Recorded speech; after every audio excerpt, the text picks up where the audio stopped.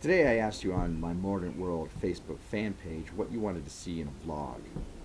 I had a couple of answers, but the most intriguing was that you wanted to see more about my writing. So I thought I would give you something that I was considering putting in a regular blog, and I may do that anyways, but I'm going to go ahead and cough it up here. Now, I do a lot of my writing as what I call movie trailer writing, which means that as I'm working on a scene in my head, I'm playing it out as a movie trailer. Now, I'm listening to music at the same time, so this is playing through my head, and sometimes I'll get caught on a certain song. If something starts to really flow for me, I'm going to play that song over and over and over as I'm moving, as I'm writing the scene in my head. It's almost like channeling for me, but I'm tweaking things, and a lot of times I'm tweaking it to the music. It's a little bit like a music video, but not dancing or anything like that. Lately, I've been doing this a lot in the gym. There's certain songs that I like to use, and for certain parts of the book, I've written with different songs. And that's another thing that I like to do. I will write out of sequence, but if one scene is just kind of playing itself out, and I have another scene that's just bubbling up, I'm going to work on that scene instead. I'm going to go ahead and then later on figure out where they all fit together. They may not even be sequential. They may be I may not know where they're going to go, but suddenly I have a scene that I want to fit in somewhere. Anyways, a lot of times I'll be doing this at the gym while I'm working out, so you'll see me wandering around with this kind of dazed look and sometimes pained look on my face, because a lot of the scenes that I'm working on are very emotionally charged. Sometimes they're sad, sometimes they're happy. Often there's just a lot of conflict in them. So if you see me in the gym and you catch me with this look that looks like I'm angry at you or something's really bothering me, it's probably not you. It's what's going on in my head. Consider that I'm killing people over and over and over again. Actually, one of the songs that I'm using right now is I've used a lot of different songs.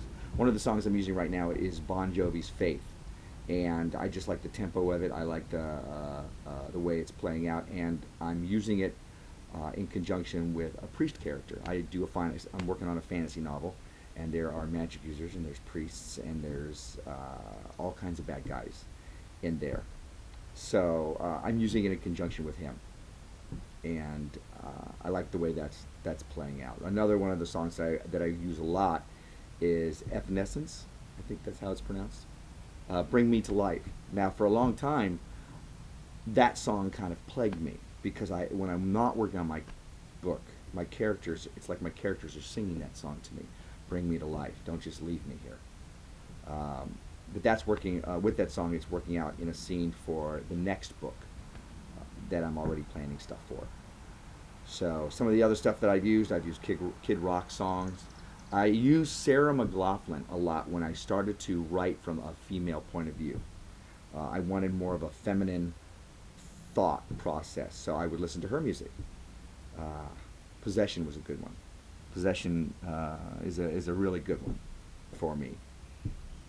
One of the other questions that you posed to me on my Mordant World Facebook fan page. Go to facebook.com/Mordant World if you want to check that out. Is what books am I reading right now? What's in my catalog or my library that I'm looking at? Of course, I'm looking at Gary Vaynerchuk's Crush It about social media and how to use that to increase your brand. I currently have on my iPod, I'm listening to Abraham Lincoln Vampire Hunter. I think that's a little bit in the vein of Pride and Prejudice and Zombies, Sense and Sensibility, and Sea Monsters. So this one was Abraham Lincoln Vampire Hunter. Really like the guy's technique and his writing ability. He's able to describe characters without just pointing out, hey, I am describing this. Without going down the laundry list of he's wearing this, he acts like this. It's in the story. You get to see it instead of him telling us. He's very talented. That's the only thing that I'm really listening to for fun. I also have The Success Principles by Jack Canfield, just to keep me going with my own personal self-helpy self. you know, and I pass this stuff on to you. I've looked at a couple of other, because social media is right now in the forefront of my brain, I've looked at a couple of other things, but nothing's really holding my attention, not like Crush It. And those are the major things right now that I am looking at. There's other stuff that I have that I should be reading, you know, stuff on acting, stuff on writing, stuff on marketing myself. But this is, and a couple things for fun. You know, I like to read Stephen Brust and his Jureg series, which is, you know, an assassin in a world dominated by elves, and they're not very nice. He is also another Renaissance Festival guy that is really, he's an author. I like Glenn Cook's The Black Company series, which is mercenaries on the side of evil from their point of view. And those are some of the things that I carry over in my fantasy novel. You know, some of the themes. I really like the good and evil and the evil and good. That's kind of the main theme in this, really humanizing what's happening in this Cloaks and Daggers series and first book, which is now huge and it just needs to be written, which I have not been working on lately because I've been working on my Mordant World self-helpy stuff to bring to you. So we'll see what happens with all that.